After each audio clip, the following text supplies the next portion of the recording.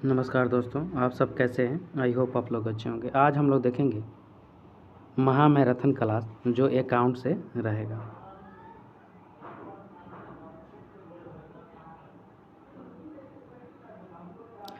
Computer एक machine है जिसका है विविध उद्देश्य है। नेक्स्ट, कंप्यूटर विश्वास दिलाता है अशुद्ध विहीन क्रियाएं, विश्वसनीय क्रियाएं दोनों को। नेक्स्ट क्वेश्चन, सभी आगम और निगम सूचनाओं को दिखाया जाता है स्क्रीन पर। नेक्स्ट क्वेश्चन,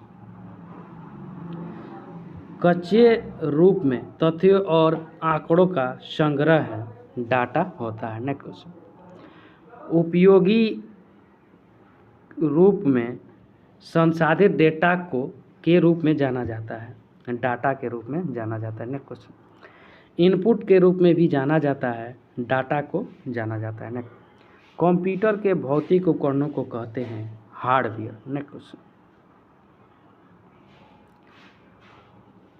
प्रोग्रामों के समूह को कहते हैं सॉफ्टवेयर। नेक्स्ट, पर्सनल कंप्यूटर को कहते हैं micro computer. Next question, computer का काम करता है अंकों के साथ और शब्दों के साथ, दोनों के साथ करता है। नेक्स्ट, निम्नलिखित में से कौन आगम उपकरण नहीं है। मॉनिटर नहीं है, बाकी कीबोर्ड, मैग्नेटिक डिस्क और सीपीयू है। Next question, hard copy printer है निर्गत उपकरण का। नेक्स्ट क्वेश्चन, इनमें से कौन सा कंप्यूटर का मस्तिष्क कहलाता है। केंद्रीय संगणक इकाई यानी सीपीयू, सेंट्रल प्रोसेसिंग यूनिट होता है। इनमें से कौन सा कंप्यूटर का हार्डवेयर उपकरण है। प्रिंटर है। नेक्स्ट क्वेश्चन, छेद वाले कार्ड हैं, डाटाबेस होता है। नेक्स्ट क्वेश्चन, व्यावसायिक क्रियाओं में निम्न में से किस भाषा का व्यवहार होता है। फोर्ट्रान का होता है। नेक्स्ट क्वेश्चन, निम्न में से कौन से दो अंक बाइनरी पद्धति में प्रयोग किए जाते हैं। 0 और 1। नेक्स्ट, निम्नलिखित में से कौन सा कंप्यूटर जोड़ने का काम करता है। Digital computer. नेक्स्ट क्वेश्चन, किस ऑपरेटिंग सिस्टम ने GUI का उपयोग किया था। विंडोज। नेक्स्ट क्वेश्चन, डॉस का पूरा नाम क्या है। डिस ऑपरेटिंग सिस्टम होता है। नेक्स्ट, फैट का पूरा नाम क्या है। फाइल एलोकेशन टेबल होता है। नेक्स्ट क्वेश्चन, आउटपुट के रूप में भी जाना जाता है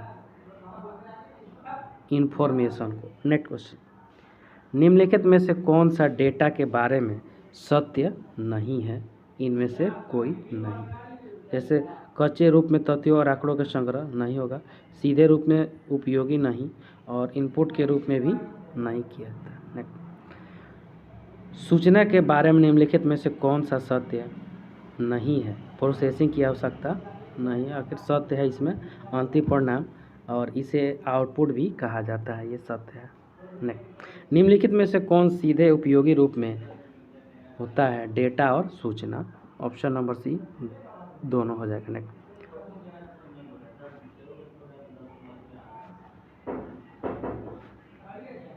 कंप्यूटर का मतलब है commonly operated machine, particular user for trade, educational and research. Next, एक इलेक्ट्रॉनिक उपकरण है जो डेटा लेता है, उसे प्रोसेस करता है, जानकारी देता है और उन्हें स्टोर करता है, कंप्यूटर होता है। नेक्स्ट, कंप्यूटर का मतलब है सीपीयू का मतलब है सेंट्रल प्रोसेसिंग यूनिट होता है। एलयू का मतलब होता है, यहाँ हो जाएगा algorithm logical unit. Next, CU का मतलब होता है कंट्रोल यूनिट। नेक्स्ट, कंप्यूटर का दिमाग कहा जाता है, सीपीयू को कहा जाता है। नेक्स्ट, कंप्यूटर का दिल कहा जाता है, सीयू को कहा जाता है। नेक्स्ट, जोड़, घटा, गुणा जैसे ऑपरेशन किसके द्वारा किए जाते हैं। अर्थमेटिक यूनिट के द्वारा किया जाता है। नेक्स्ट, तुलन विलय जैसे संचालन किसके द्वारा किए जाते हैं। लॉजिक यूनिट के द्वारा किए जाते हैं। नेक्स्ट, निम्नलिखित में से कौन सी पांचवी पीढ़ी के कंप्यूटर की विशेषता है। Artificial intelligence, natural language processing, extensive use of parallel processing, ये सभी होता है। नेक्स्ट, असेंबली भाषा प्रोग्राम को मशीन भाषा प्रोग्राम में परिवर्तित करता है, असेंबलर कहलाता है। नेक्स्ट, निम्न में से कौन सी उच्च स्तरीय भाषा नहीं है? फोर्ट नहीं है, बाकी बेसिक, कोबोल और सी ये भाषा है। नेक्स्ट, निम्न में से कौन सा मशीन का भाषा फीचर नहीं है, सीखने में आसान? ये नहीं है, बाकी मशीन भाषा प्रोग्राम शीघ्र गति से एग्जीक्यूट किया जा सकता है, सही है। मशीन भाषा मेमोरी का सर्वोत्तम उपयोग करती है, भी सही है। नेक्स्ट, भाषा मशीन भाषा और उच्च स्तरीय भाषा का मिश्रित रूप है।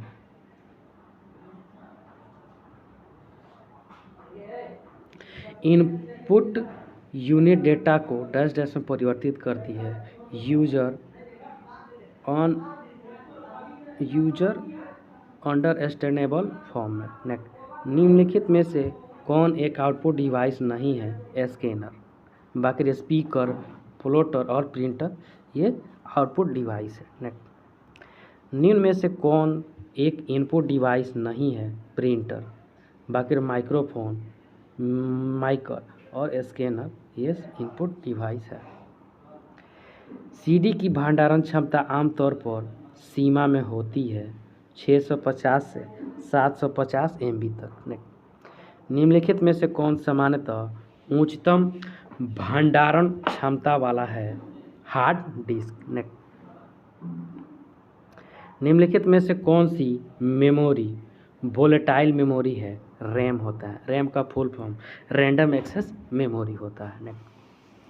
निम्नलिखित में से कौन सी सेकेंडरी मेमोरी नहीं है? रोम, रोम का फुल फॉर्म होता है रीड ओनली मेमोरी। निम्नलिखित में से कौन सीपीयू के संचालन को नियंत्रित करता है? सीयू। प्राइमरी मेमोरी को मेमोरी के रूप में भी जाना जाता है, मशीन अंडरस्टैंडेबल फॉर्म में।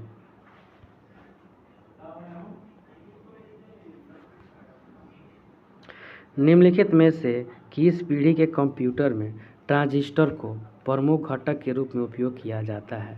सेकंड जनरेशन को।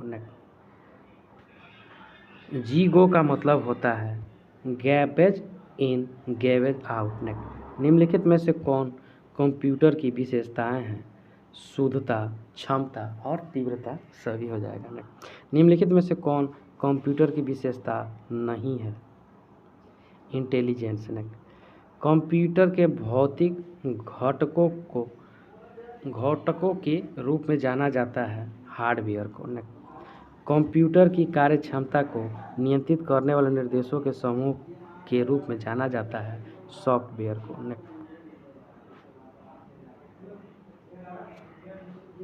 निम्नलिखित में से कौन सा उन अनुप्रयोगों के लिए उपयुक्त है जिनके लिए कम इनपुट आउटपुट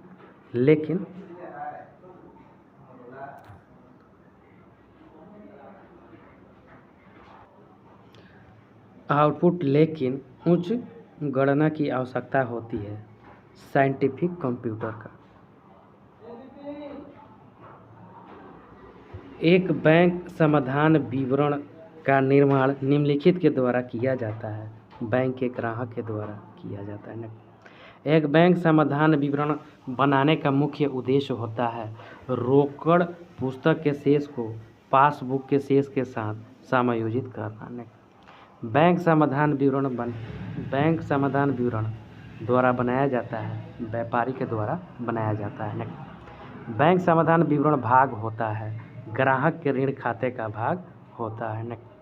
रोकड़ पुस्तक तथा बुक के अंतर के समाधान का विवरण कहलाता है बैंक समाधान विवरण कहलाता है। बैंक समाधान विवरण है स्मारक विवरण होता है।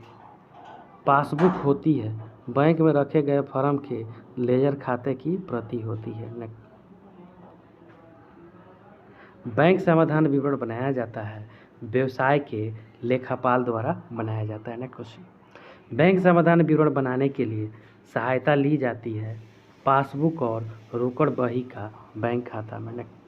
ग्राहकों की जमाओं और आहरणों का लेखा बैंक के द्वारा किया जाता है, पासबुक में किया जाता है। पासबुक प्रतिलिपि है बैंक की पुस्तकों में ग्राहक खाता की बैंक के द्वारा रखे गए खाता की प्रतिलिपि जो ग्राहक को दी जाती है उसे कहते हैं पासबुक कहते हैं।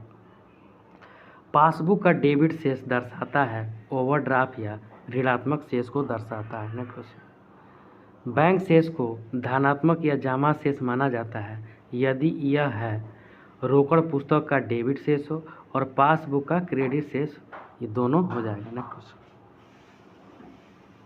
बैंक समाधान विवरण बनाने का उद्देश्य है वास्तविक बैंक की स्थिति को जानना, गलतियों को खोजना और छलों को रोकना, सभी हो जाएगा। बैंक समाधान विवरण तैयार करने का मुख्य उद्देश्य है रोकड़ बही के शेष का पासबुक के शेष से मिलान करने के लिए बनाया जाता है।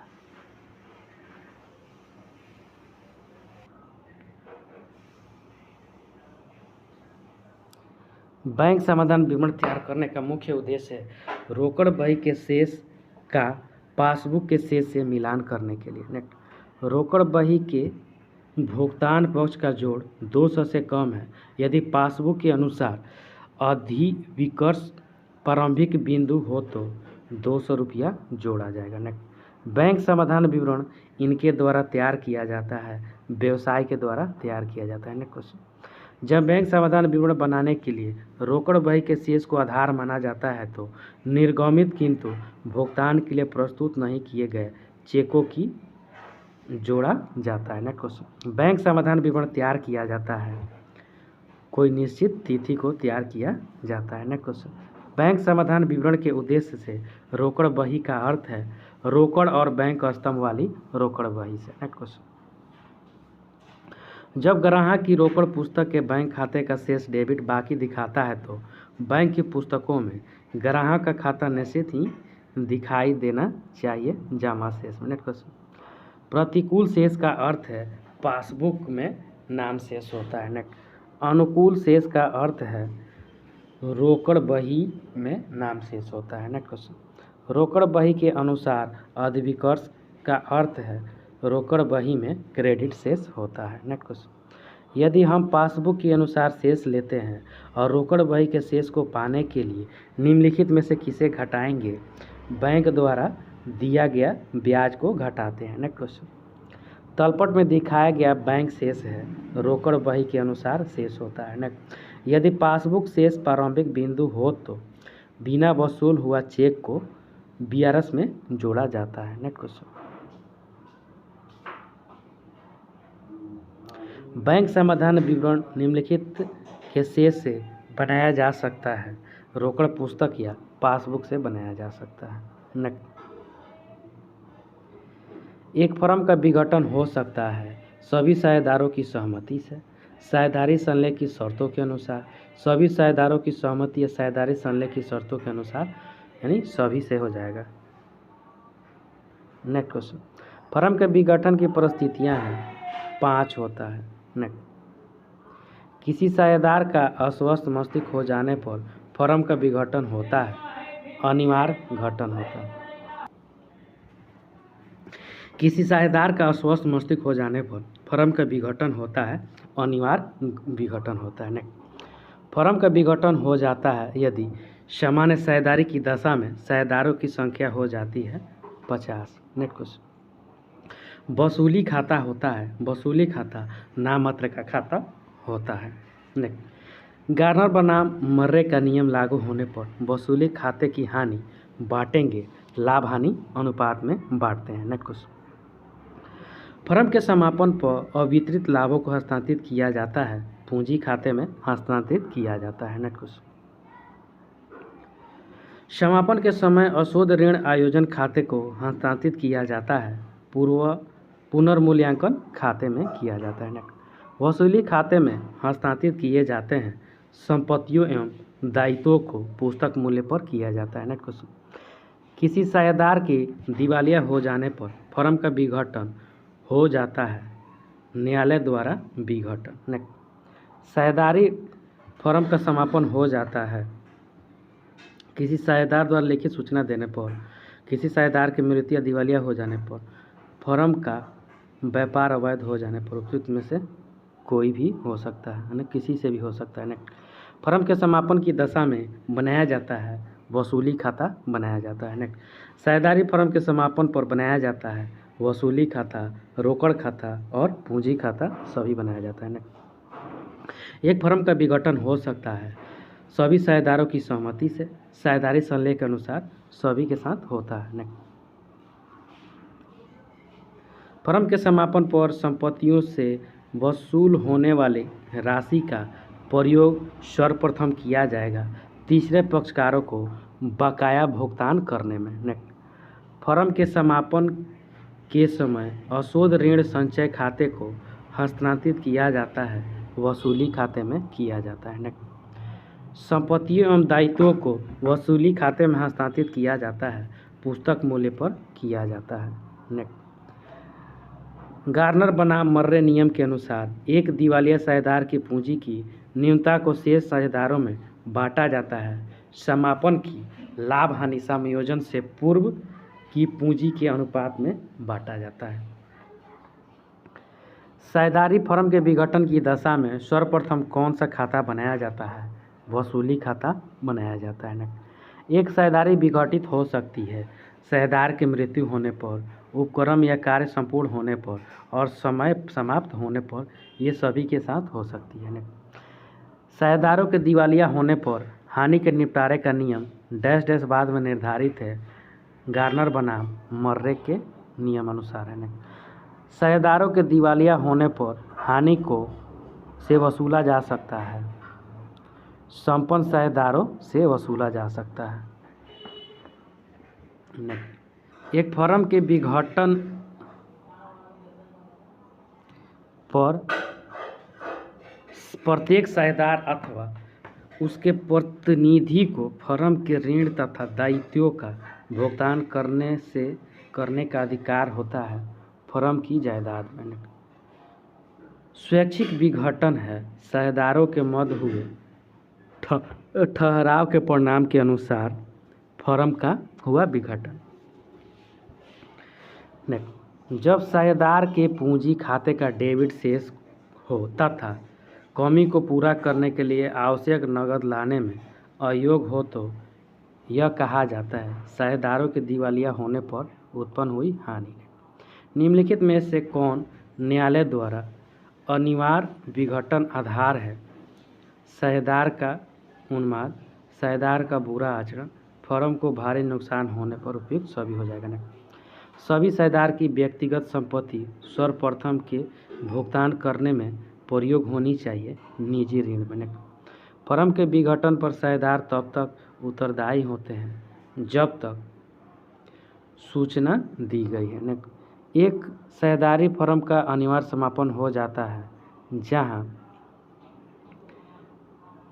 सभी साझेदार दिवालिया हो जाते हैं, सही है। फर्म का व्यापार असंवैधानिक हो जाता है, ए और बी दोनों सही है। किसी भी विपरीत अनुबंध के अभाव में साझेदार के दिवालिया होने का परिणाम क्या होगा? साझेदारी तथा फर्म का समापन हो जाता है। एक साझेदारी फर्म अनिवार्यतः समाप्त नहीं होगी यदि कई व्यापार कर रही हो जो एक दूसरे से अलग हो तथा कोई एक व्यापार अवैध हो जाए तो नहीं होगी। जब तक साझेदार को छोड़कर सभी साझेदार दिवालिया हो जाते हैं तब फर्म का हो जाता है अनिवार्य समापन हो जाता है। फर्म के समापन पर समस्त ऋण व दायित्व चुकाने के बाद बचे अधिक को सभी साझेदारों के उनके लाभ हानि अनुपात में बांट देना चाहिए। डैश डैश के आधार पर फर्म के एक या एक से अधिक साझेदार व्यक्तिगत रूप से या संयुक्त रूप से फर्म के समापन के लिए न्यायालय में आवेदन कर सकते हैं। एक साझेदार के पागल होने पर, सही है। साझेदार द्वारा अनुचित कार्य करने पर, सही है। फर्म व्यवसाय में लगातार हानि उठा रही है तो भी हो सकता है, सभी हो जाएगा। साझेदारी फर्म के दिवालिया होने पर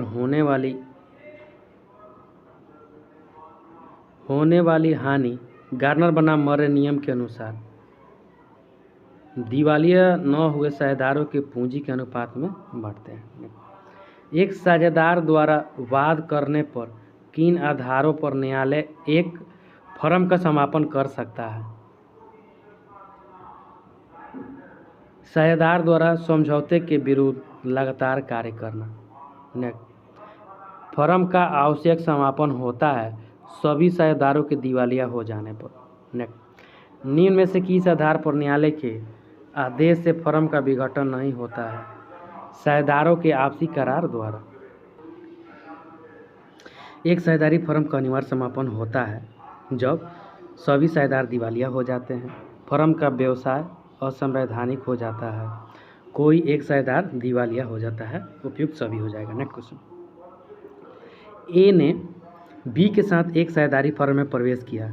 उसने अपनी पूंजी के अतिरिक्त राशि भी अग्रिम रूप में फर्म में निवेश की।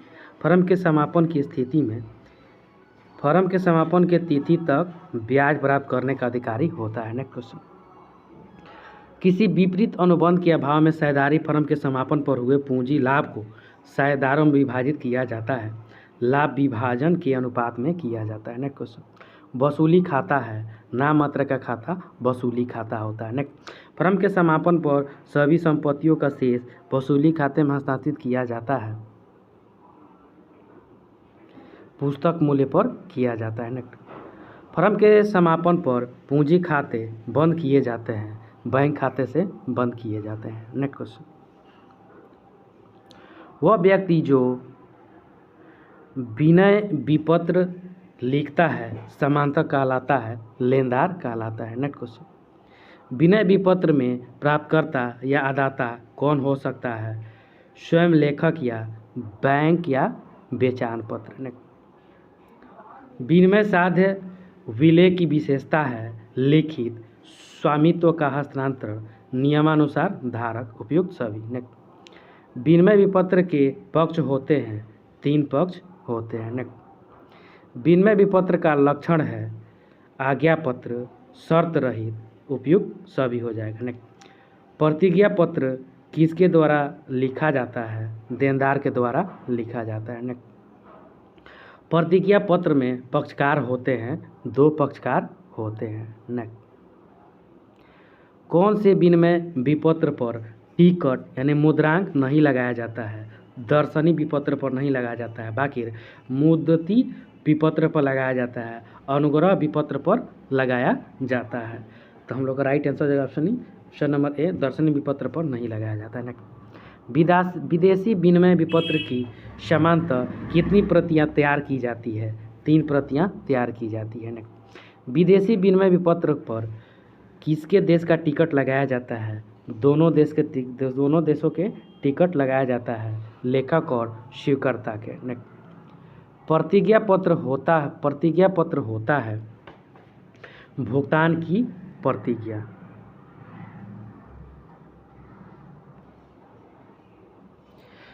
वह व्यक्ति जो विपत्र को परिपक्वता के पूर्व सद्विश्वास के साथ पूर्ण मूल्य चुकता करके ठीक स्वरूप में प्राप्त करता है, वह कहलाता है यथाविधि धारी। नेक्स्ट, हुंडी किस भाषा में लिखी जाती है? हिंदी व मुड़िया दोनों भाषा में लिखी जाती है। नेक्स्ट, किसी इष्ट देव का नाम लिखा जाता है? हुंडी में लिखा जाता है। नेक्स्ट, विनिमय विपत्र का संबंध निम्न में से किससे होता है?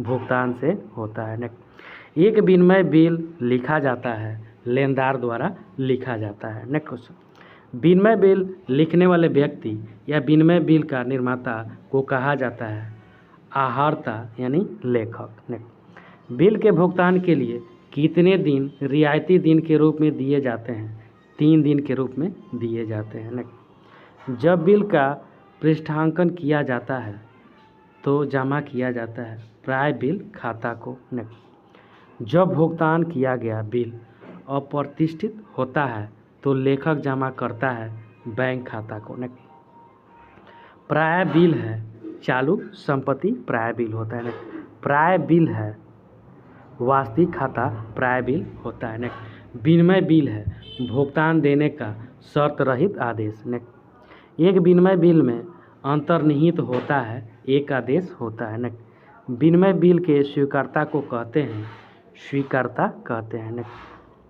जब पृष्ठांकित बिल अप्रतिष्ठित हो जाता है, लेखक जमा करता है पृष्ठाकृति खाता में।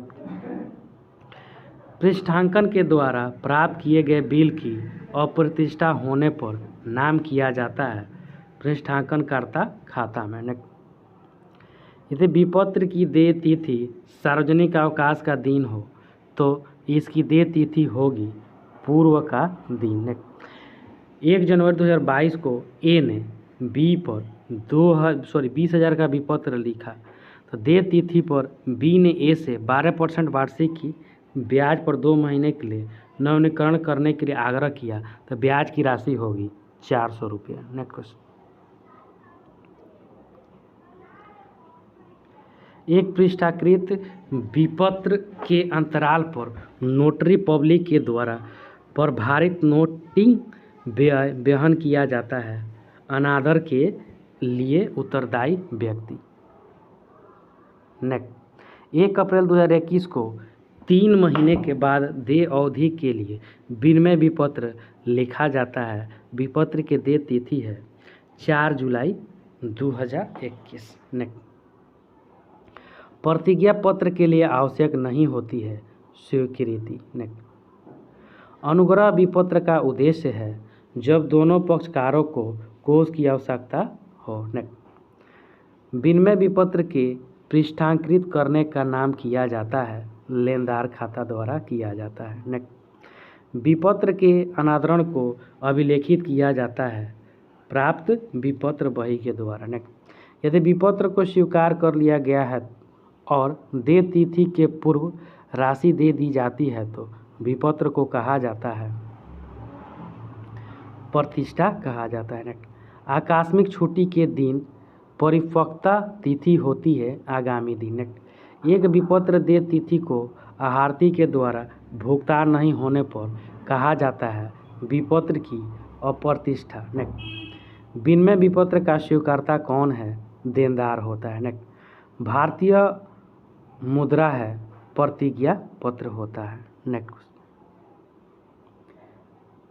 संपत्तियों एवं दायित्वों के पुनर्मूल्यांकन पर होने वाले लाभ हानि को साझेदारों में वितरित किया जाता है।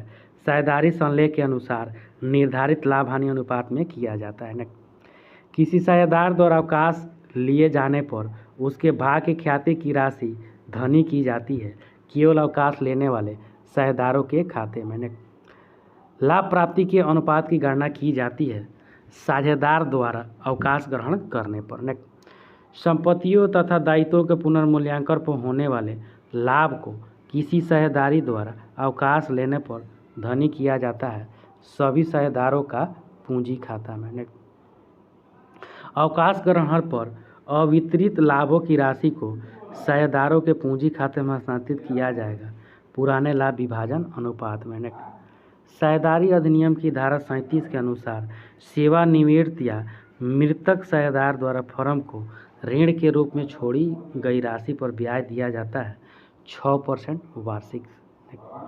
व्यावसायिक व्यय विधि के अंतर्गत साझेदारों की संयुक्त जीवन पॉलिसी पर भुगतान की गई प्रीमियम को लाभ हानि खाते में डेबिट किया जाता है।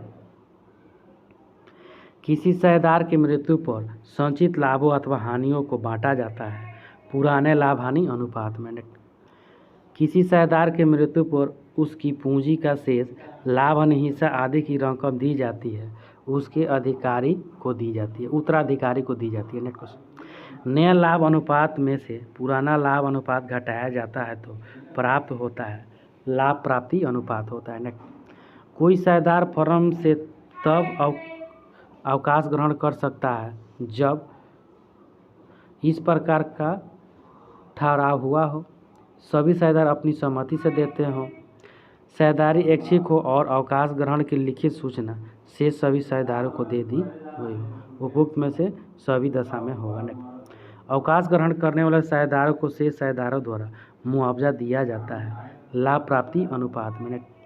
लाभ प्राप्ति अनुपात का अर्थ है नया अनुपात माइनस पुराना अनुपात में।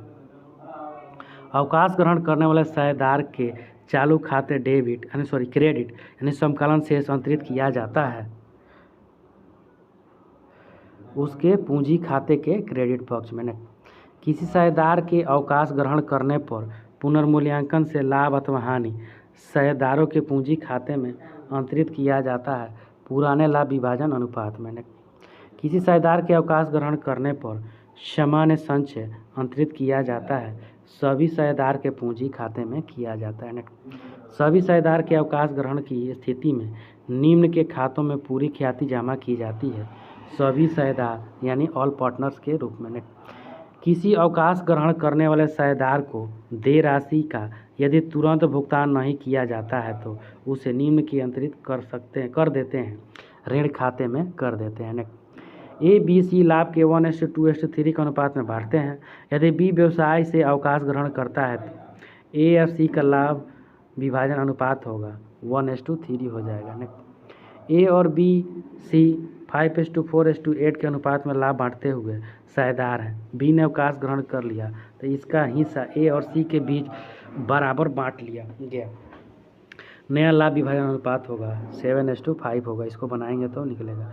राजेंद्र सतीश और तेजपाल के मध्य पुराना लाभ विभाजन अनुपात 2:2:1 तथा सतीश के अवकाश ग्रहण करने के बाद नया लाभ विभाजन अनुपात 3:2 है तो प्राप्ति अनुपात हो जाएगा 1:1 हो जाएगा। ए बी और सी 1/2, 1/3 और 1/6 के अनुपात में लाभ बांटते हैं। सी अवकाश ग्रहण करता है प्राप्ति अनुपात होगा 3:2। संयुक्त जीवन बीमा पॉलिसी का समर्पण मूल्य दर्शाया जाता है चीटे के संपत्ति पक्ष में दर्शाया जाता है। किसी साझेदार की मृत्यु होने पर मृतक साझेदार के पूंजी खाते को क्रेडिट यानी समकालित किया जाएगा उसकी या उसके ख्याति के भाग से। मृतक साझेदार के लाभ के हिस्से को शेष साझेदारों द्वारा ग्रहण करने के संबंध में अन्य सूचना के अभाव में यह मान लिया जाता है कि शेष साझेदार उसके हिस्से को ग्रहण करेंगे पुराने लाभ विभाजन अनुपात में। अवकाश ग्रहण करने वाले साझेदारों को प्राप्त होता है उसकी जमा पूंजी ख्याति में हिस्सा फर्म के लाभ हानि में हिस्सा सभी हो जाएगा। किसी साझेदार के फर्म से अवकाश ग्रहण या मृत्यु पर होता है बी पुराने साझेदारी फर्म समाप्त हो जाती है। किसी साझेदार के अवकाश ग्रहण करने पर ख्याति की राशि को क्रेडिट किया जाता है सभी साझेदारों के पूंजी खाते में किया जाता है। किसी साझेदार के अवकाश ग्रहण के समय पुनर्मूल्यांकन खाते के शेष को अंतरित किया जाता है सभी साझेदारों के पूंजी खातों में। किसी साझेदार के अवकाश ग्रहण पर या उसकी मृत्यु की दशा में अवितरित लाभ साझेदारों के पूंजी खाते में हस्तांतरित किए जाते हैं पुराने लाभ विभाजन अनुपात में। कोई भी साझेदार अवकाश ग्रहण कर सकता है अन्य सभी साझेदारों की सहमति से आपसी अनुबंध के अनुसार लिखित सूचना देकर सभी के अनुसार। अवकाश प्राप्त साझेदार को देय राशि का भुगतान किया जा सकता है एक मुश्त के द्वारा किस्तों में बैंक या किसी साझेदार से ऋण लेकर। किसी साझेदार की मृत्यु हो जाने पर बीमा पॉलिसी की राशि बांटी जाती है सभी साझेदारों में बांटी जाती है।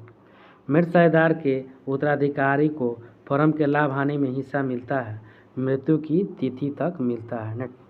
ए बी सी का लाभ अनुपात 5:3:2 है। सी ने अवकाश ग्रहण किया और उसका हिस्सा ए और बी ने 2:1 के अनुपात में लिया तो नया लाभ विभाजन अनुपात होगा। इसको निकालेंगे हम लोग तो 7:3 हो जाएगा। आर और एस एवं टी एक फर्म में साझेदार हैं इसका रेशियो 3:1 के अनुपात में लाभ विभाजन करते हैं। एस ने फर्म से अवकाश ग्रहण किया तो प्राप्ति अनुपात यानी गेन रेशियो बताइए 3:1 हो जाएगा। साझेदार के अवकाश ग्रहण करने के समय फर्म को बीमा कंपनी से राशि मिलती है जो कि सभी साझेदारों द्वारा ली गई जीवन बीमा पॉलिसी की वजह से मिलती है। यह राशि होती है समर्पण राशि होती है। यदि किसी साझेदार की मृत्यु हो जाती है तो संयोग जीवन बीमा पॉलिसी दिखाई जाएगी परिपक्वता मूल्य पर दिखाई जाती है।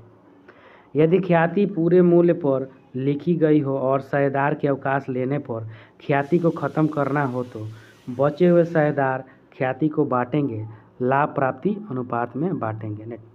यदि किसी साझेदार के अवकाश लेने से फर्म का समाप्त हो जाती है तो संयुक्त जीवन बीमा पॉलिसी की कितनी राशि साझेदारों के पूंजी खाते में जाएंगी?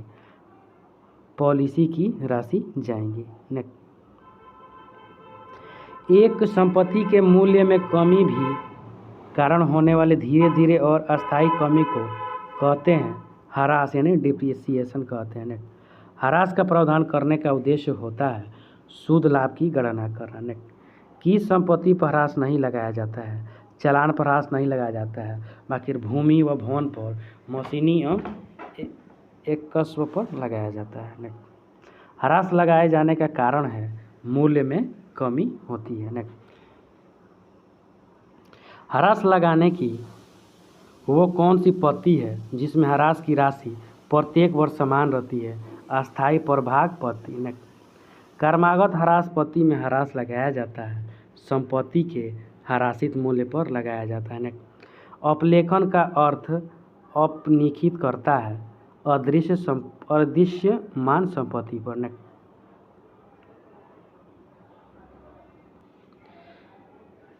एक संपत्ति का अपलिखित मूल्य 3 वर्षों के ह्रास के बाद 10% वार्षिक की दर से 36,450 है, तो इसकी मूल्य लागत क्या थी? 50,000 थी। नेक्स्ट, ह्रास एक प्रक्रिया है संपत्ति की लागत का इसके जीवन काल में आवंटन से। ह्रास का आयोजन किया जाता है अस्थायी संपत्तियों पर ह्रास का आयोजन किया जाता है। ह्रास की गणना का आधार है बाजार अथवा लागत मूल्य दोनों में से जो कम होने। मूल्य लागत पर ह्रास किस पत्ती से काटा जाता है? अस्थायी प्रभाग पत्ती से काटा जाता है। ह्रास की किस पत्ती में संपत्ति का मूल्य शून्य हो जाता है? अस्थायी किस्त की पत्ती शून्य हो जाता है। ह्रास के प्रभावित करने का उद्देश्य है उत्पादन लागत ज्ञात करना, संपत्ति के पुनः स्थापन की व्यवस्था करना, आयकर संबंधित छूट प्राप्त करना, सभी हो जाएगा। लेखांकन परमार्थ से संबंधित है, ह्रास लेखांकन से संबंधित है। ह्रास की राशि यदि ह्रास घटती मूल्य पत्ती से लगाया जाता है प्रति वर्ष घटती है। भवन पर ह्रास लगाने पर डेबिट किया जाएगा, ह्रास खाता में डेबिट किया जाता है। निम्न में से प्रायः किस संपत्ति पर ह्रास नहीं लगाया जाता है? भूमि पर ह्रास नहीं लगाया जाता है, बाकी मशीन पर, फर्नीचर पर और भवन पर लगाया जाता है। 12,500 में एक संपत्ति खरीदी गई थी और 20% वार्षिक दर से घटती शेष विधि से हासिल होनी थी, तो 3 वर्षों के बाद मूल्य का ह्रास होगा, बाद मूल्य हो जाएगा 6,400 रुपये का हो जाएगा। ह्रास आयोजन करने का मुख्य उद्देश्य है अस्थायी संपत्ति की पुनर्स्थापना हेतु कोष की व्यवस्था करना।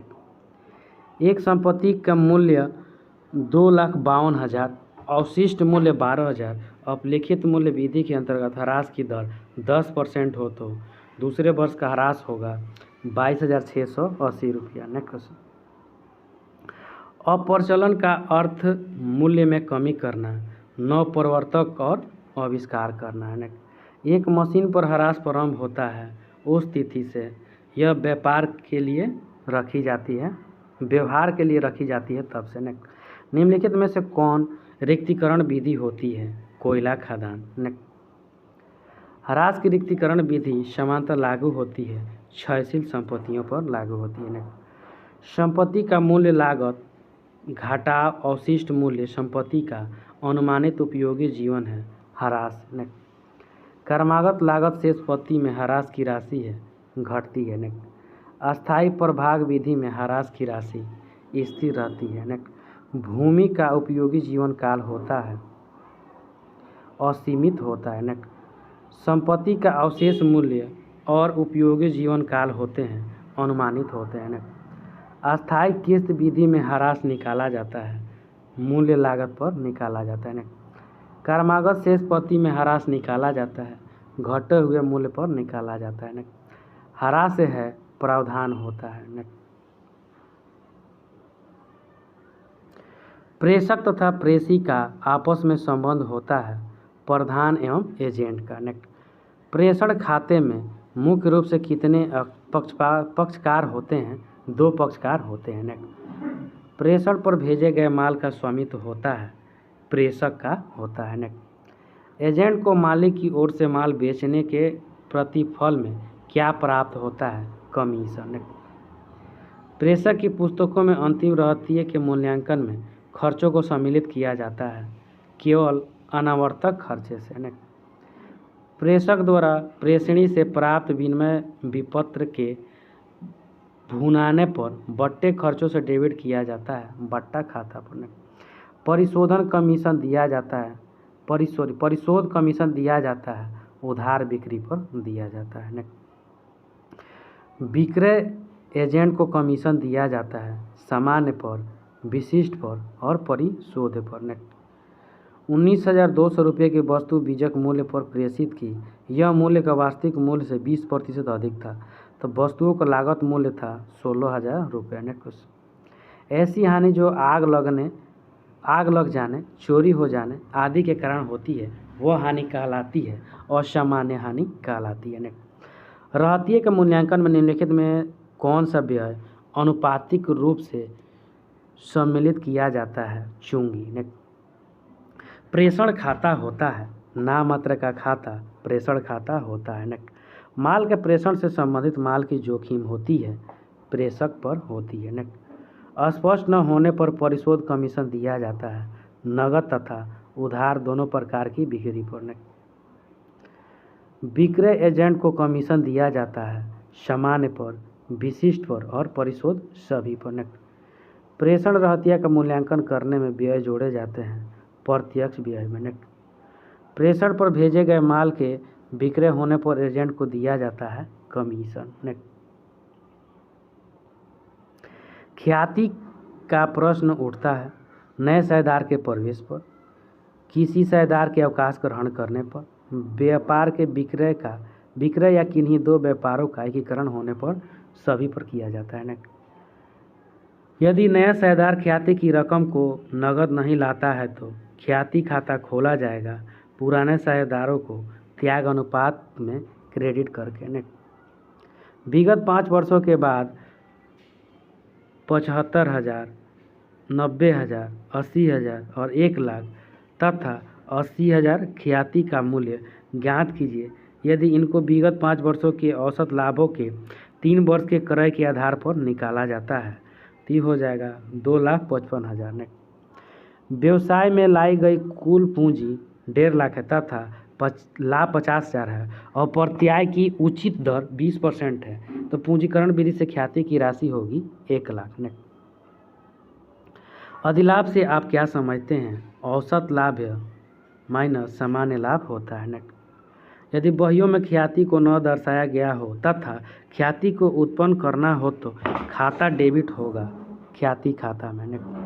ए और बी के मध्य लाभ हानि अनुपात 2:1। सी को लाभ में 1/4 भाग के लिए शामिल किया गया। सी अपने हिस्से का 3/4 ए से तथा 1/4 बी से प्राप्त करता है तो लाभ हानि अनुपात होगा 23:30:12। ए और बी सामान्य शेयरधार हैं, उन्होंने सी को लाभ में 1/7 भाग के लिए शामिल किया। ए और बी के मध्य लाभ हानि अनुपात होगा 3/7 रेशियो। नए शेयरधार द्वारा ख्याति की राशि का भुगतान किया जाता है भावी लाभ के हिस्सा पाने के लिए। नए शेयरधार के प्रवेश पर ख्याति को अपलिखित किया जाना चाहिए त्याग अनुपात में किया जाना चाहिए। शेयरधार के प्रवेश पर सामान्य संचय का विभाजन होता है पुराने शेयरधारों के पुराने अनुपात में। किसी फर्म में ए और बी शेयरधार हैं, यदि सी को नए शेयरधार के रूप में प्रवेश किया जाता है तो पुराने शेयरधारी पुनर्गठित होती है। नए शेयरधार के प्रवेश के समय संपत्तियों के मूल्य में वृद्धि को डेबिट किया जाता है संपत्ति खाता में किया जाता है। पुनर्मूल्यांकन पर हुए लाभ अथवा हानि को अंतरित किया जाता है पुराने साझेदारों के पूंजी खाते में किया जाता है। नेक्स्ट, साझेदारों के पूंजी खाते अस्थायी होने पर पुनर्मूल्यांकन से लाभ की राशि क्रेडिट यानी समकालित की जाती है, साझेदारों के चालू खातों में की जाती है। नेक्स्ट, स्मरण पुनर्मूल्यांकन खाता खोला जाता है संपत्तियों एवं दायित्वों के मूल्य में वृद्धि या कमी का लेखा नहीं करने के लिए। नेक्स्ट, फर्म के नए साझेदार द्वारा ख्याति की राशि नकद लाने पर पुराने साझेदारों में बांटी जाती है लाभ के त्याग के अनुपात में। यदि नया साझेदार ख्याति का अपना हिस्सा नकद नहीं लाता है और ख्याति का मूल्यांकन किया जाता है तो ख्याति की राशि पुराने साझेदारों में किस अनुपात में बांटी जाएगी? त्याग के अनुपात में बांटी जाती है। नए साझेदार को लिया जाता है सभी साझेदारों की सहमति से लिया जाता है। पुनर्मूल्यांकन के लाभ या हानि को इनके पूंजी खाते में हस्तांतरित किया जाता है पुराने साझेदार में किया जाता है। राम और श्याम 3:2 के अनुपात में साझेदार हैं। उन्होंने मोहन को 1/4 भाग के लिए नया साझेदार बनाया। उन तीनों का नया अनुपात होगा 3:2:4 होगा। नए साझेदार द्वारा नगद लाई गई ख्याति कहलाती है प्रीमियम होता है। यदि कुछ विपरीत न कहा गया हो तो पुराने अनुपात रहता है त्याग का अनुपात में। साझेदार के प्रवेश पर किसी संपत्ति के मूल्य में वृद्धि को इसमें डेबिट किया जाता है संपत्ति खाता में किया जाता है। अमन और अनमोल 2:1 के अनुपात में साझेदार हैं। वे अतुल को 1/4 अंश के लिए प्रवेश देते हैं जो अपने अंश की ख्याति के लिए 6,000 रुपया अंशदान करता है तब फर्म की ख्याति का मूल्य होगा 24,000। नेक्स्ट क्वेश्चन, साझेदारी में नए साझेदार का प्रवेश होता है सर्वसम्मति से होता है। नए साझेदारों को लाभ हानि में हिस्सा दिया जा सकता है किसी पुराने साझेदार द्वारा अपने लाभ में से, पुराने सभी साझेदारों द्वारा अपने लाभ में से, सभी के द्वारा हो सकता है। यदि नया साझेदार अपने हिस्से की ख्याति नगद रोकड़ में लाता है तो उस राशि को डेबिट किया जाएगा रोकड़ खाते में किया जाता है। फर्म में नए साझेदार द्वारा ख्याति की रकम नगद लाने पर पुराने साझेदारों में बांटी जाती है पुराने साझेदार द्वारा त्याग किए गए हिस्से के अनुपात में। नए साझेदार के प्रवेश के समय यदि पुस्तकों में अवितरित लाभ या सामान्य संचय दिया है तो उसे हस्तांतरित किया जाएगा पुराने साझेदारों के पूंजी खातों में। आयगत व्यय होते हैं और अस्थायी स्वभाव के, अल्पकालीन और आवर्तक सभी के। निम्न में आयगत मद नहीं है भवन का क्रय। व्यापार को चलाने में दिन प्रतिदिन के व्यय हैं आयगत व्यय होते हैं। अस्थायी संपत्तियों पर ह्रास है आयगत व्यय होता है। हानि के लिए मुकदमा लड़ने के लिए विधिक व्यय देना है आयगत व्यय होता है। संपत्तियों की सुरक्षा हेतु मुकदमा लड़ने के लिए विधिक व्यय देना है पूंजीगत व्यय होता है। भवन के विस्तार की लागत को माना जाता है पूंजीगत व्यय माना जाता है। अस्थायी संपत्तियों की लाभार्जन शक्ति के विकास हेतु संरचनात्मक सुधार व्यय है पूंजीगत व्यय होता है। एक नई कंपनी के निर्माण पर किया गया व्यय है पूंजीगत व्यय होता है। बाजार में एक नए उत्पाद को प्रवेश कराने हेतु विज्ञापन का व्यय है स्थगित आयगत व्यय होता है। क्षमता अंशों के निर्गमन पर किया गया व्यय है पूंजीगत व्यय होता है। विक्रय हेतु खरीदे गए माल की लागत है आयगत व्यय होता है। ख्याति का अधिग्रहण के लिए भुगतान की गई राशि है पूंजीगत व्यय होता है। क्रय की गई पुरानी कार के प्रयोग करने से पूर्व मरम्मत व्यय है पूंजीगत व्यय होता है। दीर्घकालीन उपयोगिता वाले व्यय हैं पूंजीगत व्यय होता है। मशीन की स्थापना व्यय है पूंजीगत व्यय होता है। कौन सा व्यय आयगत व्यय है वो वेतन होता है। फर्नीचर खरीदने के तुरंत बाद मरम्मत व्यय होगा पूंजीगत व्यय होता है। भवन क्रय पर दिया गया कानूनी व्यय पूंजीगत व्यय होता है। स्थगित आयगत व्यय अंतिम खातों में आता है, आर्थिक चीटे के संपत्ति पक्ष में आता है। कौन सा व्यय पूंजीगत व्यय नहीं है? मशीन का मूल्य ह्रास। उत्पादन क्षमता बढ़ाने हेतु किया गया व्यय होता है, पूंजीगत व्यय होता है। अस्थायी संपत्तियों के विक्रय पर हुआ लाभ कहलाता है, पूंजीगत लाभ कहलाता है। पूंजीगत दायित्व के निपटारे में दी गई राशि होती है, पूंजीगत व्यय होती है। व्यापार को चलाने में दिन प्रतिदिन के व्यय हैं, आयगत व्यय होते हैं। अस्थायी संपत्तियों पर ह्रास है, आयगत व्यय होता है। हानि के लिए मुकदमा लड़ने के लिए विधिक व्यय देना है, आयगत व्यय को। संपत्तियों की सुरक्षा हेतु तो मुकदमा लड़ने के लिए विधिक व्यय देना है, पूंजीगत व्यय होता है। भवन के विस्तार की लागत को माना जाता है, पूंजीगत व्यय माना जाता है। अस्थायी संपत्तियों को लाभार्जन शक्ति के विकास हेतु संरचनात्मक सुधार व्यय है, पूंजीगत व्यय होता है। एक नई कंपनी के निर्माण पर किया गया व्यय है, पूंजीगत व्यय होता है। बाजार में एक नए उत्पाद को प्रवेश कराने हेतु विज्ञापन का व्यय है, स्थगित आयगत व्यय होता है। सामता अंशों के निर्गमन पर किया गया व्यय है, पूंजीगत व्यय होता है। विक्रय हेतु खरीदे गए माल की लागत है, आयगत व्यय होता है। ख्याति के अधिग्रहण के लिए भुगतान की गई राशि है, पूंजीगत व्यय होता है। क्रय ली गई पुरानी कार के प्रयोग करने से पूर्व मरम्मत व्यय है, पूंजीगत व्यय होता है। मशीन का मरम्मत व्यय सामान्यतः माना जाता है, पूंजीगत व्यय माना जाता है। प्रारंभिक व्यय एक उदाहरण है स्थगित आयगत व्यय का। निम्नलिखित में से कौन आयगत व्यय है? कार्यशील पूंजी की आवश्यकता को कम करने हेतु व्यय किया। अंश पूंजी प्राप्ति है, पूंजी प्राप्ति है। पूंजीगत व्यय से प्राप्त होता है दीर्घकालीन लाभ। उत्पादन की क्रिया में प्रयोग हेतु एक संपत्ति के क्रय के लिए कंपनी ने निर्देशक ने विदेश यात्रा पर 30,000 व्यय किया, तब पूंजीगत व्यय होता है। असफल पेटेंट अधिकार के लिए राशि व्यय है, स्थगित आयगत व्यय यदि राशि बड़ी है तब। अंश और ऋणों को निर्गमन पर दलाली है, स्थगित आयगत व्यय होता है। स्थगित आयगत व्यय और पूर्वदत्त व्यय में क्या अंतर है? राशि का अनुमान। साझेदारी अधिनियम कब लागू हुआ था? 1932 ईस्वी में हुआ था। पूंजी पर ब्याज की गणना की जाती है, प्रारंभिक पूंजी पर की जाती है।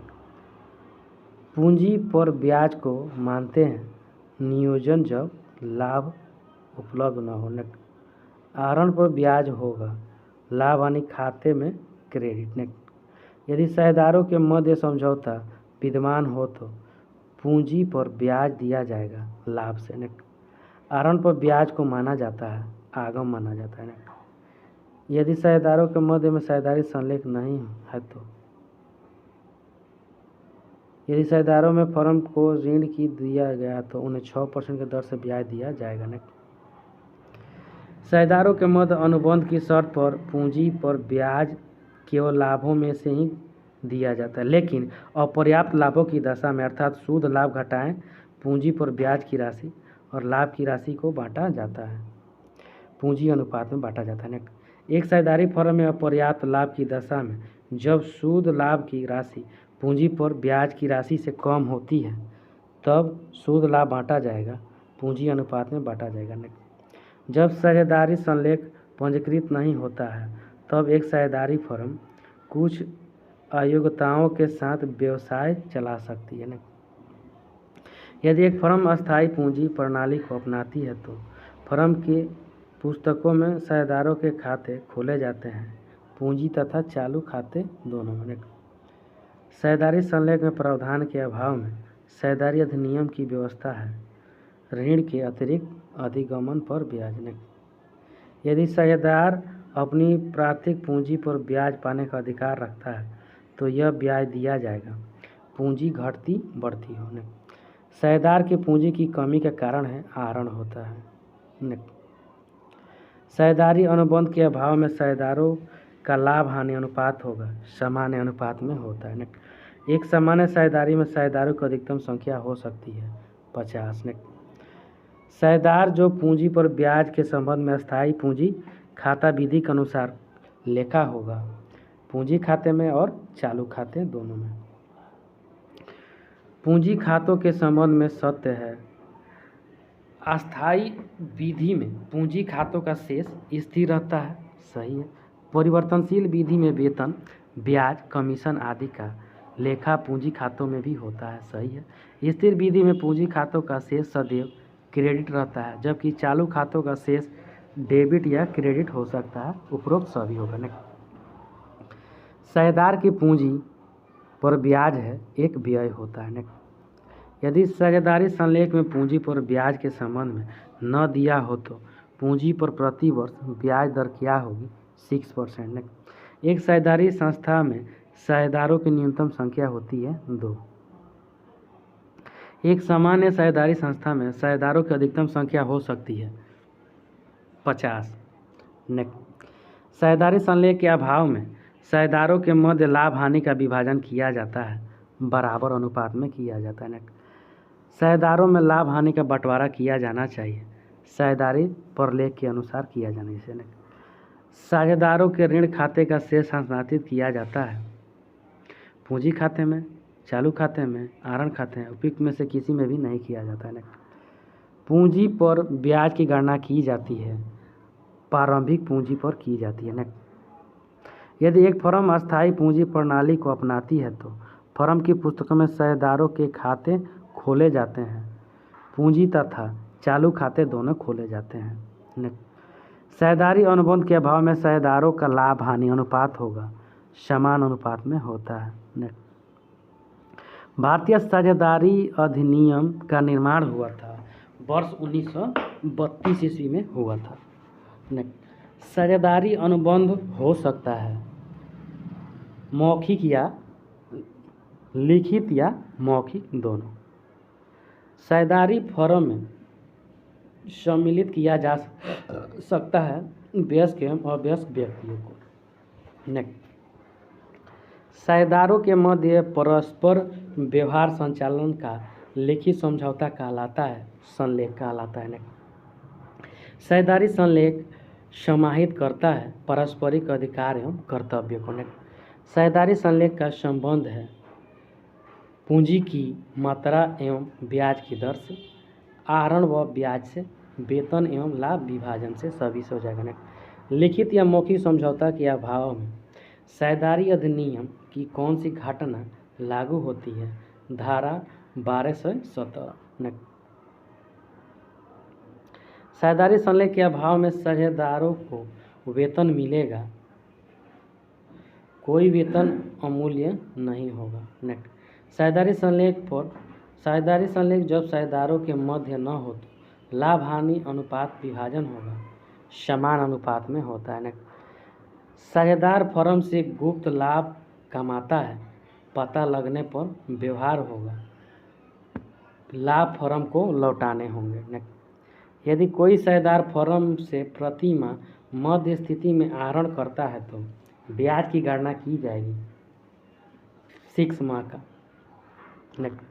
फर्म के उचित व्यापार संचालन में साझेदार को हुई क्षति की पूर्ति की जाएगी, फर्म द्वारा की जाएगी।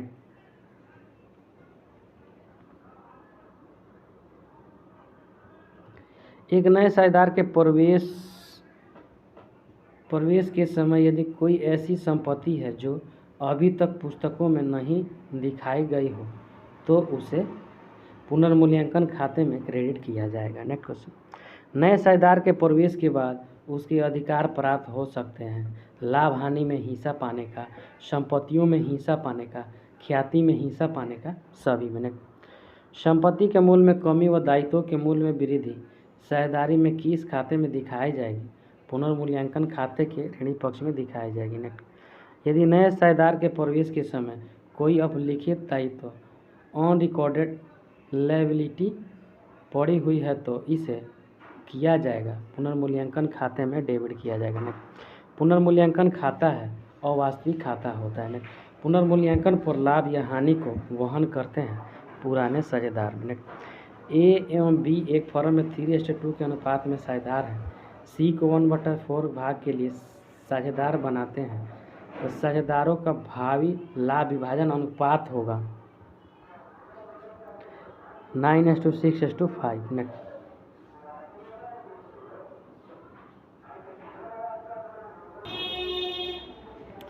ए एवं बी एक फर्म में 3:2 के अनुपात में साझेदार हैं। सी को नए साझेदार के रूप में प्रवेश कर देते हैं। प्रवेश के बाद उनका लाभ विभाजन अनुपात 7:3:10 हो जाता है।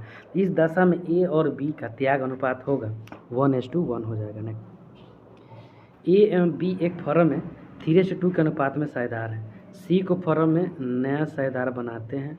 नए साझेदार के प्रवेश के पश्चात सभी साझेदारों का लाभ विभाजन अनुपात समान हो जाएगा। पुराने साझेदारों का त्याग अनुपात होगा 4:1 के अनुपात में। अमन और अनमोल 2:1 के अनुपात में साझेदार हैं। वे अतुल को 1/4 अंश के लिए प्रवेश देते हैं जो अपने अंश की ख्याति के लिए 6,000 अंश दान करता है तो फर्म की ख्याति का मूल्य होगा 24,000। पुनर्मूल्यांकन से होने वाले लाभ या हानि को पुराने साझेदार किस अनुपात में बांटते हैं? पुराने लाभ अनुपात में बांटते हैं। सामान्य संचय एक साझेदार के प्रवेश के समय स्थानांतरित किया जाता है, साझेदारों के पूंजी खाते में किया जाता है। फर्म का एक निवेश है जिसका लेखा नहीं हुआ है।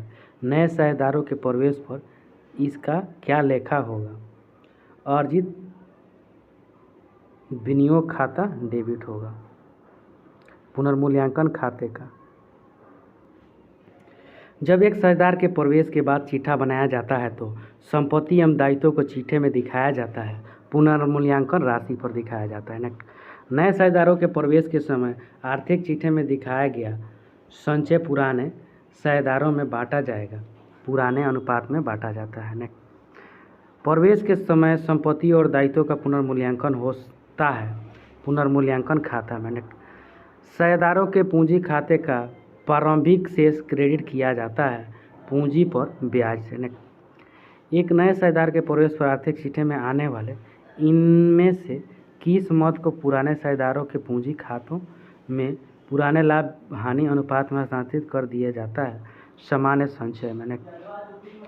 एक नए साझेदार के प्रवेश पर कौन सा खाता बनाया जाएगा जिसे संपत्ति एवं दायित्वों का पुनर्मूल्यांकन हो जाए परंतु वह पुराने मूल्यों पर दिखे? स्मरण पुनर्मूल्यांकन खाता पर। त्याग अनुपात किस समय निकाला जाता है? साझेदार के प्रवेश पर। निम्न में से कौन सी संपत्ति का एक साझेदार के प्रवेश पर आवश्यक रूप से पुनर्मूल्यांकन होता है? ख्याति। ख्याति है एक अमूर्त संपत्ति ख्याति होता है। व्यवसाय के विक्रय के समय फर्म को प्राप्त अधिक राशि तथा संपत्ति के ब्याज बाजार मूल्य से प्राप्त अधिक मूल्य कहलाता है ख्याति। ख्याति का सबसे अधिक मूल्य है बिल्ली के स्वभाव की ख्याति, उसके बाद कुत्ते के स्वभाव की ख्याति आता है, उसके बाद चूहे के स्वभाव की ख्याति आता है।